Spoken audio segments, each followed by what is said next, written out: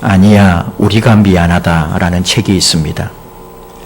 SBS 텔레비전에서 우리 청소년들을 취재한 학교의 눈물이란 방송이 있었어요. 그 방송으로 유명해진 판사님이 있죠. 천종호 판사. 현재 창원지방법원 부장판사로서 오랫동안 소년 사건을 맡아서 소년 재판을 해오고 있습니다. 그 과정에서 있었던 많은 이야기들을 책에서 풀어내고 있어요. 어떤 때는 호랑이의 일갈로 꾸짖기도 하고 또 다른 때는 어머니의 따스함으로 보듬어 주기도 하는 모습이 텔레비전에서 본 그대로 책 속에 묻어 있습니다. 이 책을 읽으면서 눈이 퉁퉁 붓도록 울었습니다. 굵은 눈물이 쉴 새 없이 떨어졌습니다. 눈물 때문에 책을 읽을 수가 없어서 몇 번이나 중단하면서 읽은 책이 아니야, 우리가 미안하다입니다. 어머니, 아버지, 자식, 가족이 뭔지, 식구라는 게 뭔지, 가족, 가정, 여기서 기쁨도 상처도 행복도 아픔도 모두 출발합니다. 제가 안양교도소 앞에 있는 대형교회에서 부목사 생활을 했기 때문에 안양교도소를 비롯해서 그 옆에 있는 소년소녀분류심사원, 또 소년원 대신에 보내는 의왕에 있는 고봉중학교 등 교도소나 소년원 계통을 많이 접하게 되었습니다. 문제청소년, 비행청소년이라고 하는데 우리가 어떻게 해야 할지 모를 만큼 답이 나오질 않습니다. 학교도 부모도 심지어 소년원이나 분류심사원이나 교도관들이나 분류심사원에 있는 선생님들이나 어떻게 할 수도 없을 만큼 어려운 과제가 우리 사회의 청소년 범죄입니다. 보통 문제 아이들이라고 하는 우리 범죄하는 아이들에게 공통적으로 나타나는 현상이 있습니다. 첫째는 가정에 문제가 있습니다. 보통 아이들처럼 가정으로부터 경제적인, 정서적인 지원을 받지 못했습니다. 대체로 이혼이나 또는 부모를 일찍 여의고 부모와 헤어진 자녀들이죠. 이 아이의 심성이 무너지기 시작했고 그들의 영혼이 아주 힘들어졌습니다. 또 두 번째는 학교 폭력의 가해자들을 보면 과거의 피해자인 경우가 많습니다. 부모로부터 매를 맞았고 선배로부터 당했던 그 폭력의 희생이 이제는 도리어 나중에 가해자가 되어서 다른 친구들을, 후배들을 괴롭히고 때리고 돈을 뺐습니다. 세 번째로 소년 법정에 서는 아이들은 어른들의 무관심 속에 방치되어 있습니다. 부모와 선생님이 어떻게 할 수가 없습니다. 도와주고 싶어도 또 당하고 열심히 밀어주고 사랑해 주었는데도 배신을 당하니까 어느 순간에는 손을 들어버렸습니다. 조금만 더 세심하게 보살피면 될 것 같은데 거기까지를 못 가고 결국은 실패합니다. 처음 뭔가가 시작될 때, 비행이 시작될 때 부모와 어른들이 대수롭지 않게 생각합니다. 모두가 그렇게 생각합니다. 설마 내 아이가, 설마 우리 아이가 가해자일까? 그러면서 방치하고 묻어두었기 때문에 어느 날 그 아이가 바로 소년법정에 서 있습니다. 소년법정에서는 보통 부모를 오게 하죠. 그리고 부모도 그 옆에서 같이 말을 듣게 합니다. 특히 이 천종호 판사는 부모님에게도 큰 소리로 혼내고 부모를 향하여 잘못했다고 지적합니다. 온갖 일이 다 생기죠. 재판 중인데 그 아버지가 재판받고 있는 아들의 뺨을 때리기도 하고, 가정의 달, 하늘은 높고 이렇게 좋은 5월이지만 한편 부모는 어렵고 무거운 과제를 안고 가는 시간이기도 합니다. 요즘 자녀들은 부모 과보호 속에서 정체성이나 주체성이 약해졌습니다. 어떤 아이는 과보에 시달리고 어떤 아이들은 부모의 이혼과 또는 그래서 친척으로부터도 버림받고 먹고 살겠다고 돈을 훔치고 빼앗고, 여자아이들은 자기 몸으로 원조 교제를 하면서 용돈을 벌고 생계를 유지해가는 참담한 현실이 지금 우리 한국 곳곳에서 일어나고 있는 일들입니다. 한국에 오래 살았던 한 캐나다 여성분이 이런 이야기를 했습니다. 한국 사람의 아이 키우는 것과 서양 사람의 아이 키우는 것에 차이가 있더라는 거죠. 물론 단순히 이분이 하는 얘기입니다. 한국의 부모는 자기 아이를 돌보기만 하지 우리 아이를 돌본다는 생각이 약하다는 거예요. 놀이터에 아이를 데리고 간 캐나다 부모는 놀이터에 들어선 순간부터 그곳에 있는 모든 아이를 보호하고 지켜야 될 책임이 있다고 생각한답니다. 그런데 사실 우리도 그런 마음 있습니다. 우리 애기 엄마들도 다 그러실 거예요. 그러나 그분이 본 한국 부모는 그래도 자기 아기에게만 더욱 집중한다는 거예요. 우리가 전적으로 동의할 수는 없지만 그분들이 보기에 우리 한국 사람의 부모는 자기 아이만 더 사랑하고 지키려고 하는 마음이 있다는 것. 외국 부모의 눈에는 우리 한국의 부모들이 좀 더 이기적이라는 것. 이것을 우리가 기억을 해야 합니다. 천종호 판사님은 재판관이면서도 이 소년 재판을 받는 청소년들을 어떻게 하면 도와줄까? 청소년 회복센터를 만들고 청소년 상담 교육센터를 만들고 심지어 여러 도움을 받아서 소년원 대신에 보낼 수 있는 학교, 또 학교를 더 지을 수는 없으니까 분교를 세워가면서 이 아이들을 도와주고 있습니다. 어느 곳에서도 충분히 보호받지 못하고 있는 소년, 소녀들에게 가장 절실한 것은 다시 비행을 저지르지 않도록 안전하고 따뜻하게 감싸주며 지속적으로 관리해주는 곳이 있어야 한다는 거죠. 이분이 말합니다. 살다 보면 누구나 실수할 때가 있다. 실수를 하지 않도록 지도하는 것이 교육이라면 실수로 인해 발생한 사태를 수습해가는 과정을 보여주는 것도 역시 교육이다.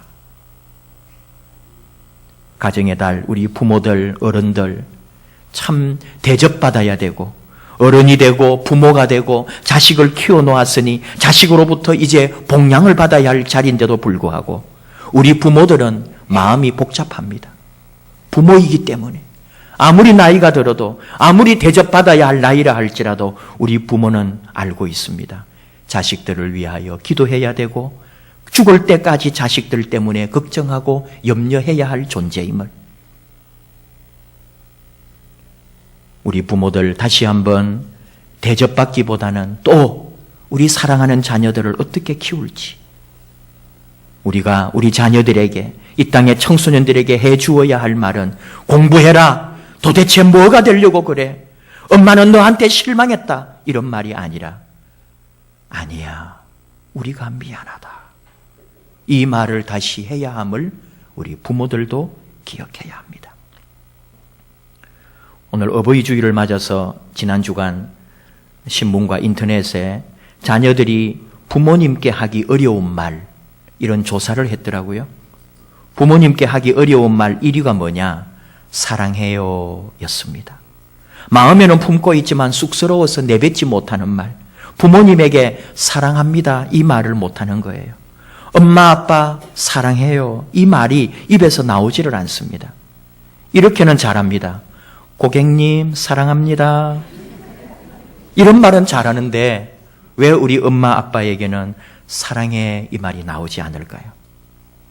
그 다음 부모님께 하기 어려운 말은 고맙습니다. 고마워요.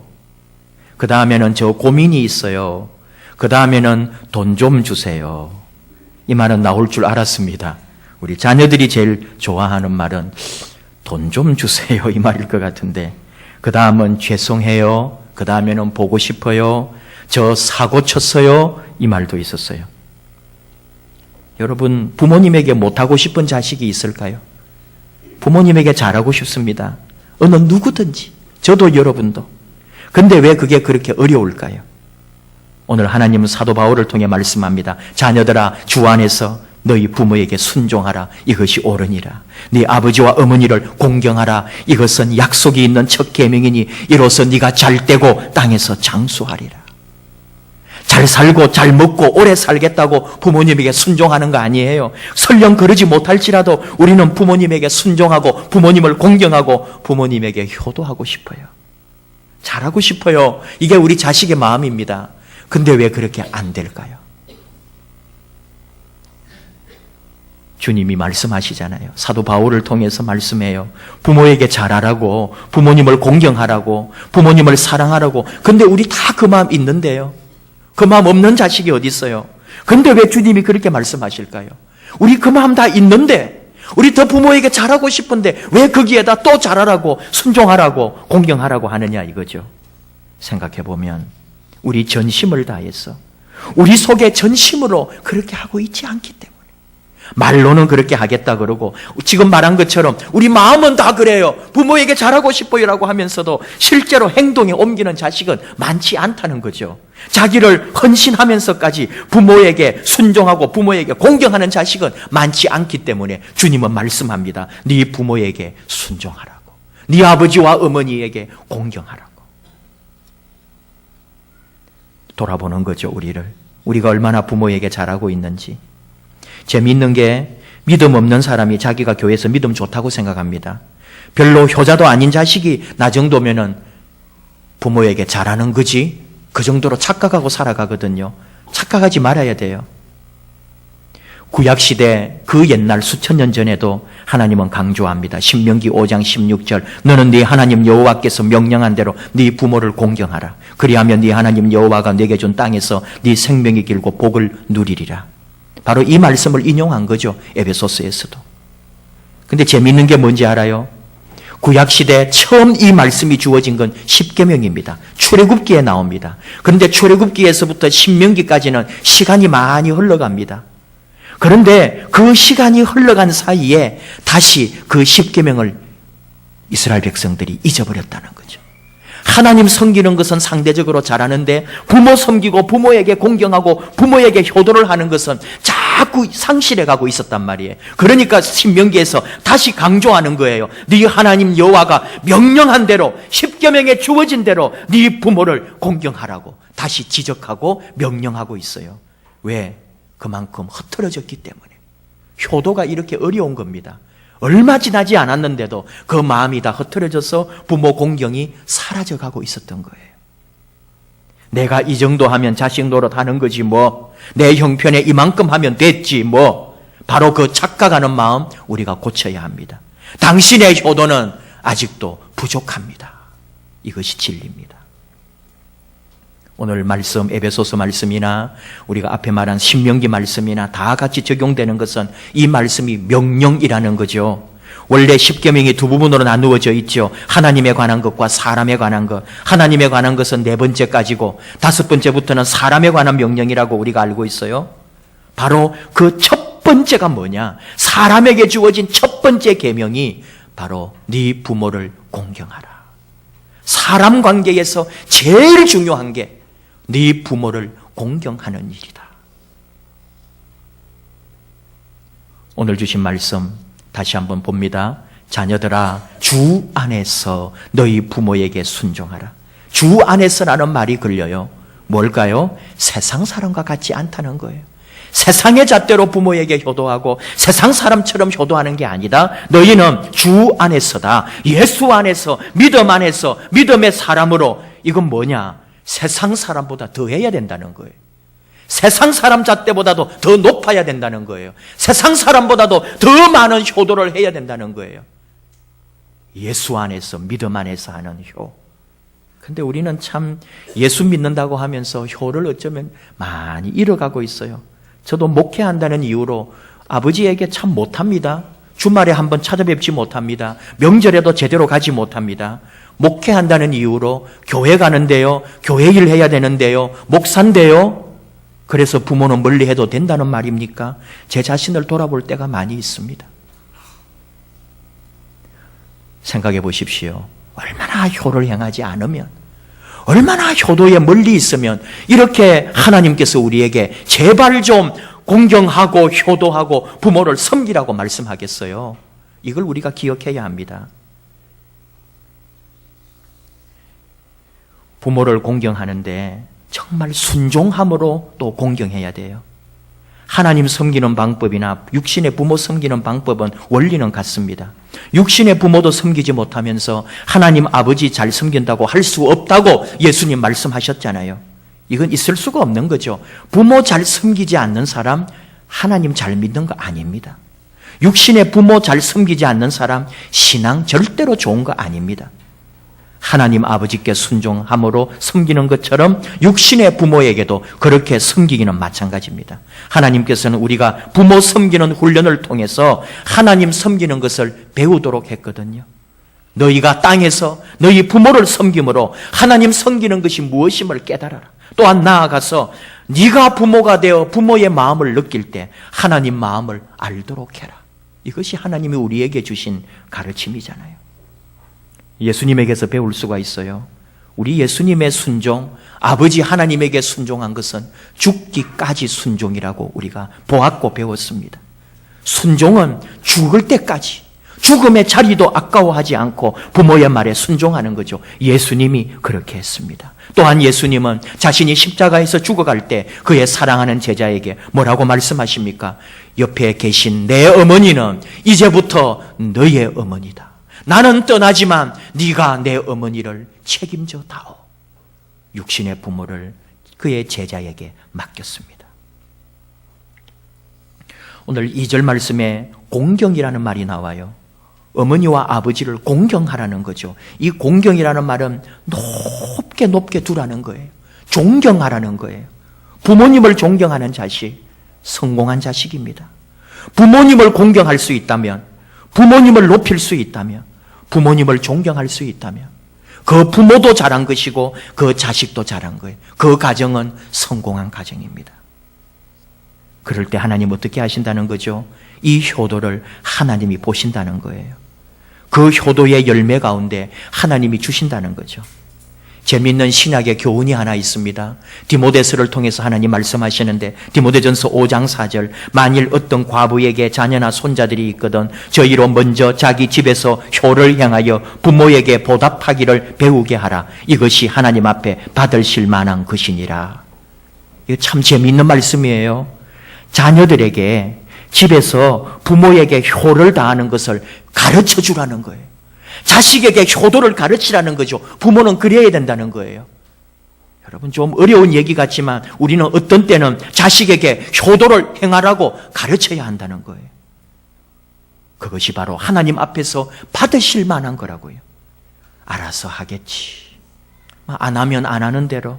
그게 아니라 자녀들이 효도하도록 여러분 길을 열어주어야 되고 효도하도록 가르쳐야 되고 자녀들이 효도하도록 만들어야 되는 거죠. 이것이 바로 그 자녀들이 복받게 되는 길이란 말입니다. 하나님 아버지도 이렇게 우리가 섬겨야죠. 부모에게 자식들이 하는 것처럼 자식된 우리는 또 하나님 아버지께 온전히 순종하고 감사하고 존경하고 높여드려야 합니다. 하나님을 기쁘시게 해야 합니다. 그것이 바로 하나님이 우리에게 복 주시는 길이라고 말씀해요. 세계적인 주식 투자자고 세계 최고의 갑부 중에 한 명인 위런 버핏에게 바로 얼마 전에 강연회 할 때에 어느 여학생, 대학생이 질문을 했어요. 지금 위치에서 과거에 배운 교훈들을 돌아볼 때 성공을 어떻게 정의하시겠습니까? 다시 말하면은 지금 그 자리, 당신의 그 자리에서 당신이 돌아볼 때에 정말 진정한 성공은 무엇이라고 생각합니까? 이 말이죠. 이때 워런 비펫이 말했어요. 어떤 사람들은 성공이란 원하는 것을 많이 얻는 것을 말합니다. 행복이란 자기가 얻기를 바란 것을 얻을 때의 행복이라고 생각합니다. 하지만 내 나이 82세가 되면 말입니다. 나를 사랑해 주었으면 하는 그 사람이 나를 사랑해 주면 그게 성공입니다. 또 말합니다. 당신은 세상의 모든 부를 다 얻을 수도 있고 당신 이름을 딴 빌딩을 가질 수도 있겠지요. 그러나 사람들이 당신을 생각해 주지 않으면 그건 성공이 아닙니다. 모든 사람들이 또 다 부를 얻을 수 있는 것도 아닙니다. 그러나 자녀들이, 당신과 함께 일하는 사람들이, 바로 당신 곁에 있는 주변 사람들이 당신을 사랑한다면 나이가 든 후에 오랫동안 당신은 성공한 겁니다. 바로 며칠 전에 워런 버핏의 말이에요. 저는 여러분 효도라는 말을 쓰고 싶지 않아요. 이건 하나님의 명령입니다. 하나님이 부모에게 효도하래요. 이건 우리가 지켜야 될 사명일 뿐입니다. 이건 하지 않으면 안 되는 일입니다. 더 나아가서 하나 더 생각하는 거죠. 워런 버핏의 말이 다 옳지는 않겠지만 우리의 삶에서 진정 내가 누군가를 지금도 사랑하고 섬길 수 있다면 또 내 자녀들이, 내 곁에 있는 자들이 나를 사랑해주고 나를 섬겨준다면 이것이 바로 성공이고 행복이고 우리가 거창하게 효도라는 말을 쓰지 않아도 우리 삶에서 내가 효를 다하고 내 자녀들이 효를 다하고 우리 가정, 우리 주변의 사람들이 효도와 공경과 순종은 바로 서로 사랑하고 서로 존중해주는 섬김에 있다. 이것을 다시 강조하고 싶어요. 부모님 마음이 어떤지 우리 다 알아요. 그 부모님 마음을 기쁘시게 못 해드리니까 안타깝고 답답할 때가 많죠. 또 부모는 어떠합니까? 그 안타까워하는 자식의 마음을 다 알아요. 그것이 바로 사랑이 되어서 어머니, 아버지를 사랑하고 부모는 또 자식을 사랑하고 그리함으로 그 안에 아름다운 사랑이 맺어질 때에 그 안에 진정한 효도는 이루어진다는 거죠. 하나님과의 관계도 마찬가지죠. 우리가 하나님께 뭘로 보답해요? 하나님을 사랑하는 것, 하나님을 바라보는 것, 하나님만을 사랑하며 섬기는 것. 그때 우리 하나님도 우리를 사랑하고 우리를 복주시고 우리를 풍성하게 하고 번성하게 하고 장수하게 하시는 그 은혜를 주시려고 하나님도 우리의 사랑을 기다리시는 거죠. 저나 여러분, 이 5월 귀한 가정의 달에 더 많이 사랑하는 우리가 되기를 원합니다. 그 사랑이 효가 되어서 부모에게 기쁨이 되고 또 부모로부터 우리에게 흘러오는 그 사랑으로 우리 가정들이 한없이 행복하고 하나님 은혜로 가득한 하나님의 영광이 가득한 복된 가정 되시기를 축복합니다. 기도하십시다.